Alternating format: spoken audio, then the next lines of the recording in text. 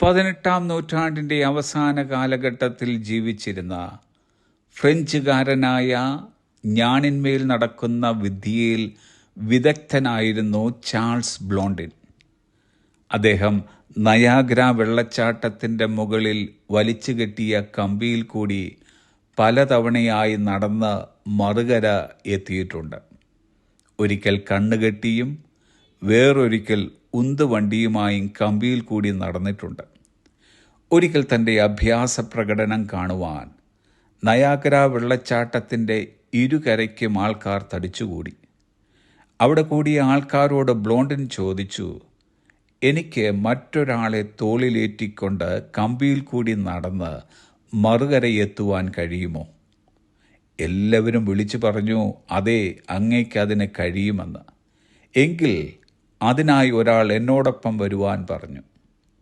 അത് കേട്ടപ്പോൾ എല്ലാവരും നിശബ്ദരായി നിന്നു. ആർക്കും ധൈര്യമില്ല. ഒടുവിൽ ഒരാൾ സമ്മതിച്ചു. ബ്ലോണ്ടിൻ അദ്ദേഹവുമൊത്ത് പരിശീലനം ആരംഭിച്ചു.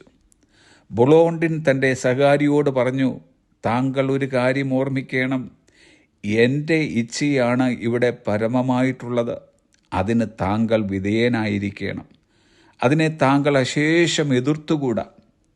എൻ്റെ ഓരോ ശ്വാസോച്ഛ്വാസത്തിനൊപ്പം താങ്കളും ശ്വാസോച്ഛ്വാസം ചെയ്യണം. ഞാൻ നൽകുന്ന നിർദ്ദേശം എന്തു തന്നെ ആയാലും ചോദ്യം ചെയ്യാതെ അനുസരിക്കണം, മറുകരയെത്തുന്നത് വരെ. അങ്ങനെ ആ ദിവസം വന്നു. ബ്ലോണ്ടിൻ തൻ്റെ സഹകാരിയെ തോളിലേറ്റിക്കൊണ്ട് നയാഗ്ര വെള്ളച്ചാട്ടത്തിന് മുകളിൽ വലിച്ചു കെട്ടിയ കമ്പിയിൽ കൂടി നടക്കുവാൻ ആരംഭിച്ചു. കാഴ്ചക്കാർ ഇരുകരകളിലും തിങ്ങിക്കൂടി. ഉഗ്രമായ അലർച്ചയോടെ നയാഗ്ര കുതിച്ചു ചാടുന്നുണ്ട്. കാഴ്ചക്കാർ ശ്വാസം അടക്കി പിടിച്ചു നിന്നു. ഒരു ചുവട് പിഴച്ചാൽ നയാഗ്ര വെള്ളച്ചാട്ടത്തിൻ്റെ ഭീകരമായ പിളർന്ന വായിൽ അവർ നിബദിക്കും. അങ്ങനെ അടിവെച്ച് ബ്ലോണ്ടിൻ മുന്നോട്ടു നീങ്ങി. അദ്ദേഹത്തിൻ്റെ നിർദ്ദേശങ്ങൾ പൂർണ്ണമായി അനുസരിച്ചുകൊണ്ട് ആ സഹകാരി അദ്ദേഹത്തിൻ്റെ തോളിൽ ഇരിക്കുന്നുണ്ട്. അങ്ങനെ കാഴ്ചക്കാരിൽ അത്ഭുതത്തിൻ്റെയും ആഹ്ലാദത്തിൻ്റെയും വേലിയേറ്റം സൃഷ്ടിച്ചുകൊണ്ട് അവർ നടന്ന് മറുകരയെത്തി. ഡിയർ ഫ്രണ്ട്സ്, നമ്മുടെ ജീവിതത്തിലും പല നൂൽപ്പാലങ്ങളും കടന്നു പോകേണ്ടതായി വരും. നമ്മെ വിഷമിപ്പിക്കുന്ന പ്രശ്നങ്ങളുടെ നൂൽപ്പാലങ്ങൾ പലതും ജീവിതത്തിൽ കടന്നു വരാം. എന്നാൽ ഇവിടെ അറച്ചു നിൽക്കുവാനല്ല, പിന്നെയോ നമ്മെ വഹിച്ചിരിക്കുന്ന യേശു കർത്താവിനെ വിശ്വസിക്കുകയും അവനിൽ ആശ്രയിക്കുകയും അനുസരിക്കുകയും ചെയ്യുക.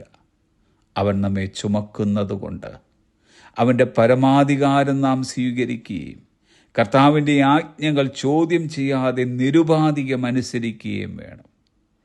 It is not the strength of our faith, but the object of our faith that actually saves us. നമ്മുടെ വിശ്വാസത്തിൻ്റെ ബലമല്ല, പിന്നെയോ നമ്മുടെ വിശ്വാസത്തിൻ്റെ വസ്തുതയാണ് യഥാർത്ഥത്തിൽ നമ്മെ രക്ഷിക്കുന്നത്. Be obedient, even when we do not know where obedience may lead us. അനുസരണം എവിടേക്കാണ് നമ്മെ നയിക്കുന്നത് എന്ന് അറിയുന്നില്ല എങ്കിലും നാം അനുസരണമുള്ളവരായിരിക്കുക, മറുകര എത്തുന്നത് വരെ. Have a blessed day.